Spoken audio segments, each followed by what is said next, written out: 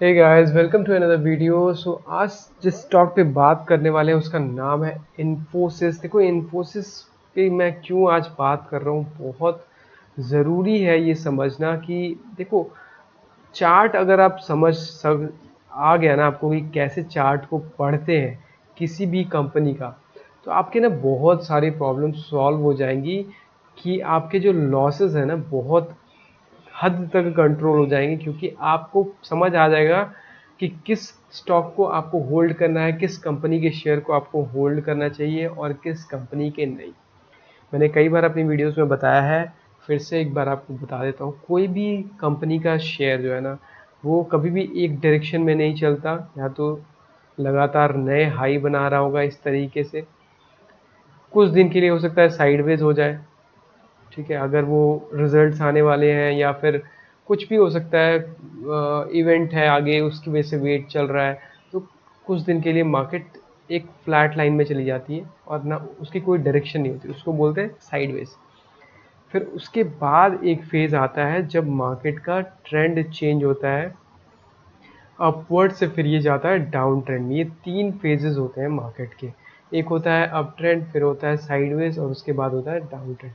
कई बार ऐसा भी होता है कि मार्केट एक अप ट्रेंड में थी, लगातार नए हाइज बना रही थी, उसके बाद एक साइडवेज मूवमेंट आई, कोई मूवमेंट नहीं आ रही, एक फ्लैट लाइन जैसा, उसके बाद फिर से ब्रेकआउट करके और उसके बाद नए हाइज बनाना, इस तरीके से चलता है। तो इसको बोलते हैं कंटिन्यूएशन पैटर्न। और इसमें एक चीज़ आपको समझनी है कि जितनी बार भी वो एक नया हाई बनाता है और उसके बाद एक लो बनाता है, फिर एक हाई बनाता है और जब वापस से रिट्रेस करता है ना, तो पिछले लो को ब्रेक नहीं करेगा। चलो इसके थोड़ा सा नीचे यहाँ तक तो आ सकता है, लेकिन यहाँ से घूम जाएगा, पिछले लो को ब्रेक नहीं करता। ये होता है अप ट्रेंड की जो खासियत है। अब यहाँ पर इन्फोसिस के केस में समझना ज़रूरी है कि हुआ क्या है और क्यों हम इस पे बात कर रहे हैं। देखो, इन्फोसिस में मैं आपको एक चीज़ दिखाता हूँ तो आपको क्लियर हो जाएगा। सबसे पहले तो ये समझो कि डेली टाइम फ्रेम पे आपको एनालिसिस करनी, मतलब एक एक कैंडल एक एक दिन का है। अब इसमें आप देखोगे ना तो काफ़ी टाइम से, एक तो पहले इसमें था कि अपवर्ड्स मूवमेंट आया था, पहले एक नीचे आया, शार्प फॉल आया, जब इस जोन को ब्रेक किया 1650 का, यहाँ पर आकर एक हॉल्ट लिया था एंड फिर उसी जोन में थोड़ा सा टाइम स्पेंड करने का बाद सीधा गया था 1300 तक। फिर 1300 से बाइंग शुरू हुई इसमें, वापस उसी जोन को रीगेन किया, लेकिन ये जो लेवल है इसको ये ब्रेक नहीं कर पा रहा था। अब जो बायर्स होते हैं ना, वो अपने स्टॉप लॉस को रेज करते जाते हैं, जो भी नीचे 1300 या 14 1300 पे लिया होगा, तो इस तरीके से अपने स्टॉप लॉस को रेज करते हैं। पहले 1300 पे होगा, जैसे यहाँ पर था, फिर 1300 से ले आए होंगे वो 1500 पे, 1500 से 1600 पे। तो जो स्विंग्स बनती है मार्केट में, सो मार्केट में स्विंग्स कैसे बनती हैं, इस तरीके से नया हाई बनता है, फिर एक लो बनता है, तो ये स्विंग हो गया। इस तरीके की स्विंग्स बनती हैं। तो इन स्विंग्स को जब आप कनेक्ट कर दोगे तो बनता है एक आपका ट्रेंड लाइन। तो इस ट्रेंड लाइन को इस तरीके से कनेक्ट किया जाता है, जैसे यहाँ पर इस तरीके से आपको दिखेगा। तो क्या है, एक हाई बनाया, फिर नीचे आया, एक लो बनाया, फिर देखो आप एक हाई बना रहा है, फिर थोड़ा सा नीचे आ रहा है, फिर लो बनाया। अब जो ये लो बना था, ये प्रीवियस लो से ऊपर था। जैसे मैंने आपको बताया कि जब तक ट्रेंड इंटैक्ट तब तक रहता है जब तक कि जो ये लो बना है ये प्रीवियस लो से ऊपर होना चाहिए, जो यहाँ पर था। लेकिन अब क्या हुआ है इन्फोसिस में, यहाँ पर फर्स्ट साइन दिखा देता है कि मार्केट का ट्रेंड जो है आईटी सेक्टर में, इन्फोसिस एक लीडर माना जाता है, टीसीएस और इन्फोसिस। तो इन्होंने क्या किया, ये एक ब्रेकडाउन दे दिया है। और जब ब्रेकडाउन हो जाता है ना, जैसे एक होता है कि मार्केट अप ट्रेंड में चल रही है और जो प्रीवियस लो को जब ब्रेकडाउन कर जाए तो उसको बोलते हैं कि मार्केट का जो ट्रेंड है वो चेंज हो रहा है। अब यहाँ से मार्केट की शिफ्ट हो जाएगी ट्रेंड और बन जाएगी नए लोज की तरफ जाएगा वापस, जो इसका 1300 का जोन है। फिर वो जाएगा, हल्का सा भी ऊपर आएगा तो फिर उसमें सेलिंग आ जाएगी, फिर नीचे जाएगा, फिर सेलिंग आएगी, फिर नीचे आएगा। इस तरीके से चलता है स्टॉक मार्केट। तो बेसिकली समझने की बात ये है कि इसका एक इम्पॉर्टेंट लेवल ये क्यों था। अगर आप पीछे भी देखोगे चार्ट पर तो आपको समझ में आएगा कि यहाँ से इस जोन से ही ब्रेकडाउन हुआ था। पीछे भी आप देख सकते हो, तो यहाँ पर थोड़ा सा पीछे जाएंगे। हिस्ट्री बहुत ज़रूरी है समझना किसी भी चार्ट की, किसी भी कंपनी के शेयर की। तो देखो ये इसी जोन से एक बार के लिए रिवर्स हुआ था, ये वही जोन है जो कि आप 1600 मान लो, 1600 1650 का जो एरिया है, एंड इसी जोन से इसका अपर जो चैनल है वो है 1700 का, जहाँ से इसमें जब मार्केट इसको ब्रेक कर गई थी तो उसी जगह से फिर से इसमें बाइंग आई थी, फिर नीचे आया था, फिर बाइंग आई थी, फिर नीचे आया था, एंड जब उस लेवल पे आया, ये जो लेवल है वापस से मैं आपको दिखाता हूँ, ये एक एरिया है, एक जोन है, इसको आपको समझना पड़ेगा। ये देखो यहाँ पर अब 3 जगह आप पे टच हो गए, अब इसको आप कनेक्ट करोगे इस तरीके से तो आपका बन जाएगा सपोर्ट और रेजिस्टेंस। तो ये बन गया जोन जहाँ पर आकर इसको प्रॉब्लम हो रही थी, इसी जगह से एक बार के लिए यहाँ से फिर ब्रेकडाउन आया, फिर वापस गया है उसी जोन में, बहुत कोशिश करी इसने उसको निकालने की, लेकिन अब क्या हुआ है कि फाइनली इसने इसको गिव अप कर दिया है यहाँ से। तो ये मैं आपको इसलिए समझा रहा हूँ ना, बड़े चार्ट पे इसलिए समझा रहा हूँ क्योंकि आप जब पिछले साल का पूरा देखोगे ना हिस्ट्री, तो आपको समझ आएगा। अब इसको ना थोड़ा सा जूम करके देखते हैं, जो मैंने अभी आपको समझाया।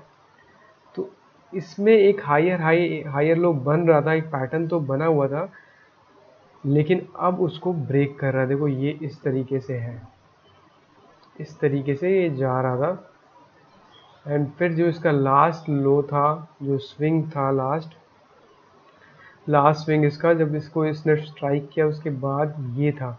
जिन्होंने भी नीचे से होल्ड किया हुआ था वो सब ने अपना स्टॉप लॉस इसके नीचे लगाया होगा।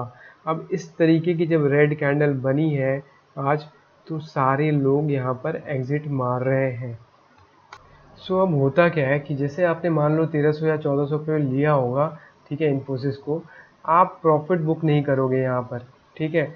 तो गलती क्या हो रही है हमसे कि जब हमें पता है कि इस ट्रेंड लाइन को, ये जो ट्रेंड लाइन थी जिसको ये फॉलो करना चाहिए था और यहाँ से इसको ब्रेक करना चाहिए था, जो कि इसका प्रीवियस जो जोन था, जो मैंने आपको बड़े चार्ट पे भी दिखाया, तो ये जो क्लस्टर था इसको इसको ब्रेक करना था, ठीक है।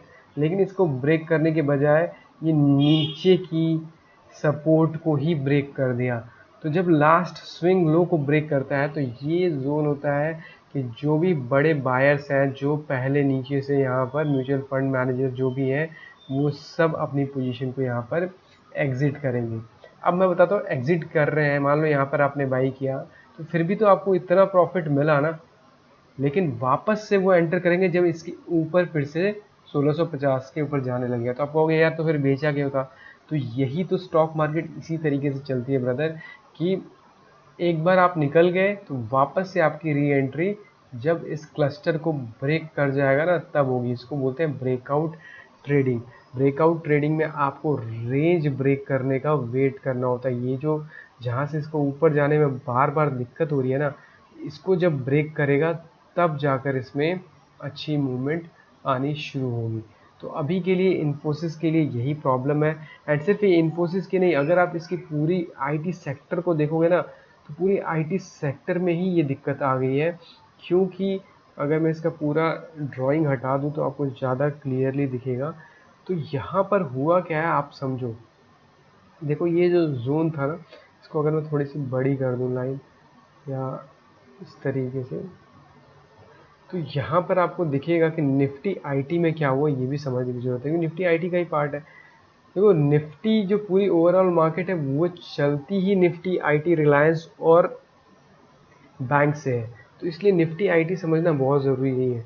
तो यहाँ से इसमें एक बाउंस आया था जो कि था 40,000 का जोन। अब आप देखो यहाँ पर जब इसने 40,000 को ब्रेक किया था तो सीधा गया था ये 31,000 तक, जो कि इसका लास्ट जोन था सपोर्ट का। तो ये सपोर्ट एरिया था, यहाँ से इसको लास्ट सपोर्ट मिला था, ठीक है। लेकिन अब क्या है, अब आप ऐसे फंसे तो नहीं रह सकते ना, हमें क्या पता ये वापस से उसी चीज़ को टेस्ट करने चले जाए, तो हम तो सालों साल तक अपना पैसा इसमें फंसा रहेगा। तो होता क्या है कि जब हमें पता चल गया कि ये वो एरिया है जहाँ पर प्रॉफिट बुकिंग आती है, क्योंकि सपोर्ट एंड रेजिस्टेंस इसी तरीके से काम करता है कि एक बार के लिए सपोर्ट जब ब्रेक करता है फिर वो बन जाता है, जैसे मान लो ये सपोर्ट, ये रेजिस्टेंस था, रेजिस्टेंस को ब्रेक किया वो बना सपोर्ट, फिर सपोर्ट को जब ब्रेक करता है तो फिर इस वाले सपोर्ट तक आता है इसको ब्रेक करने के बाद। ये मतलब इसी तरीके से स्टॉक मार्केट चलती है। तो ये हमारा एक जोन था, एक एरिया था और आप देखो उसी जगह से यहाँ पर रिवर्सल आया है। इसीलिए हर जगह निफ्टी आईटी के लिए बात हो रही है, क्योंकि आप देखो एक बार के लिए जब 3 बार किसी चीज़ को टच पॉइंट हो जाए ना, तो ये बहुत बड़ा रिवर्सल माना जा सकता है। और आप देखो ये कितने नीचे से आ रहा था, 32,000 से चलता आ रहा है। तो जो भी नीचे के बायर्स होंगे उनको कहीं तो अपनी प्रॉफिट बुकिंग करनी है, राइट। तो वो अपनी प्रॉफिट बुक कर रहे हैं। तो जब वो अपनी प्रॉफिट बुक करेंगे, तो अब इसको थोड़ा सा ना जूम करके मैं आपको दिखाता हूँ ताकि क्लियर हो जाएगा आपको। अब इसी चीज़ को जूम करते हैं।